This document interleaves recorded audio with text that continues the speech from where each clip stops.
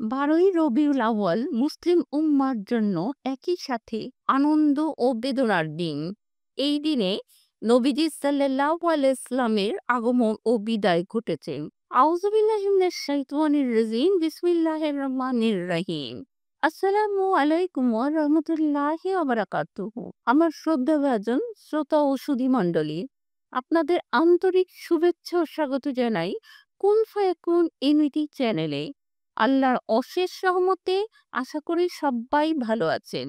আমাদের আজকের আয়োজন মহানবী সাল্লাল্লাহু আলাইহি ওয়াসাল্লামের জন্ম ও মৃত্যু ১২ই রবিউল আউয়াল নিয়ে বিস্তারিত।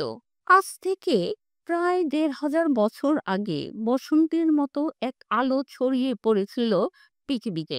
রবিউল আউয়াল মাসে জন্ম নেন বিশ্ব মানবতার মুক্তিদূত হযরত মুহাম্মদ সাল্লাল্লাহু আলাইহি ওয়াসাল্লাম। রবিউল আউয়াল শব্দের অর্থ বসন্তের শুরু। আজকের দিনটি শুধু একটি তারিখ নয়, এটি সেই দিন যেদিন পৃথিবী পেয়েছিল তার সবচেয়ে বড় রহমতকে আর হারিয়েছিল তাকে। ১২ই রবিউল আউয়াল নবীজি সাল্লাল্লাহু আলাইহি ওয়াসাল্লামের জন্ম ও মৃত্যু একই দিনে ৫৭১ খ্রিস্টাব্দে সোমবার আরবের মক্কা নগরীতে আমিনা রাদিয়াল্লাহু তাআলা আনহার কোল আলো করে জন্ম নেন মুহাম্মদ ইবনে আব্দুল্লাহ সাল্লাল্লাহু আলাইহি সাল্লাম। নবজাতক আমিনা রাদিয়াল্লাহু তাআলা আনহার জন্মসাল ৫৭১ খ্রিস্টাব্দ। সোমবার অধিকাংশ ঐতিহাসিকদের মতে ১২ই রবিউল আউয়াল। আমিনা রাদিয়াল্লাহু তাআলা আনহা এর স্বপ্ন ও অনুভূতি। তার জন্মের মুহূর্তে কাবা কেঁপে ওঠে, পারস্যের আগুন নিভে যায় এবং এক নতুন যুগের সূচনা হয়। আমিনা রাদিয়াল্লাহু তাআলা আনহা বলেন, আমি এমন এক আলো দেখেছি যা সিরিয়ার প্রাসাদ পর্যন্ত আলোকিত করেছিল। নবীজি সাল্লাল্লাহু আলাইহি ওয়াসাল্লামের জন্ম ছিল শুধু একটি শিশুর আগমন নয়, এটি ছিল মানবতার মুক্তির সূচনা। ইতিহাসবিদদের মধ্যে মতভেদ রয়েছে। ২, ৮, ১০, ১২ এমনকি ১৭ তারিখকেও রবিউল আউয়াল বলা হয়। তবে অধিকাংশ মুসলিম ১২ই রবিউল আউয়ালকেই নবীজি সাল্লাল্লাহু আলাইহি ওয়াসাল্লামের জন্ম ও ইন্তেকালের দিন হিসেবে স্মরণ করেন। ৬৩২ খ্রিস্টাব্দে সোমবার নবী সাল্লাল্লাহু আলাইহি ওয়াসাল্লামের ইন্তেকালের সময় তার মুখে ছিল উম্মাত উম্মা। ফাতিমা রাদিয়াল্লাহু তাআলা আনহা বলেছিলেন, আজ আকাশও যেন কাঁদছে।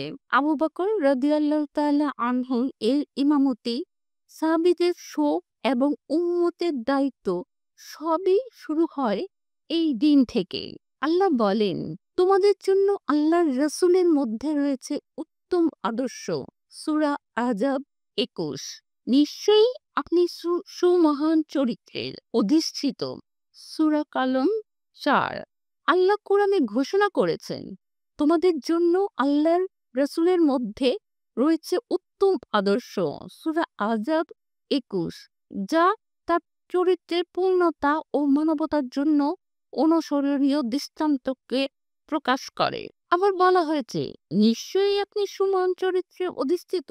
সূরা কলম ৪, যা তার আখলাকের মহিমাকে আল্লাহর পক্ষ থেকে সরাসরি স্বীকৃতি দিয়েছে।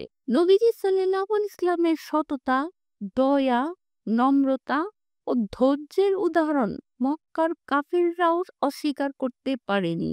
এই জন্য তাকে আল আমিন নামে ডাকা হতো। হাদিসে এসেছে, আয়েশা রাদিয়াল্লাহু তাআলা আনহা বলেন, তার চরিত্র ছিল কুরআন। সহিহ মুসলিম, অর্থাৎ কুরআনের প্রতিটি আদর্শ তার জীবনে বাস্তবায়িত ছিল।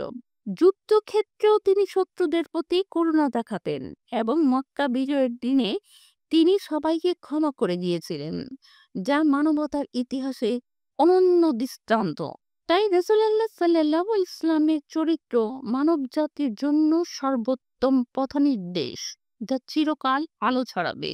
১২ই রবিউল আউয়াল আমাদের শেখায় ভালোবাসা, দায়িত্ব ও আদর্শের পথে চলা। নবীজি সাল্লাল্লাহু আলাইহি ওয়াসাল্লামের জন্ম আমাদের জন্য রহমত আর তার মৃত্যু আমাদের জন্য দায়িত্ব। আসুন এই দিনটিকে শুধু উদযাপন নয়, উপলব্ধি করি নবীজির আদর্শে জীবন গড়ি, তার ভালোবাসায় হৃদয় ভরি। আল্লাহ আমাদের নবীজি সাল্লাল্লাহু আলাইহি ওয়াসাল্লামের সুন্নাহ অনুসরণ করার তৌফিক দান করুন। আমিন।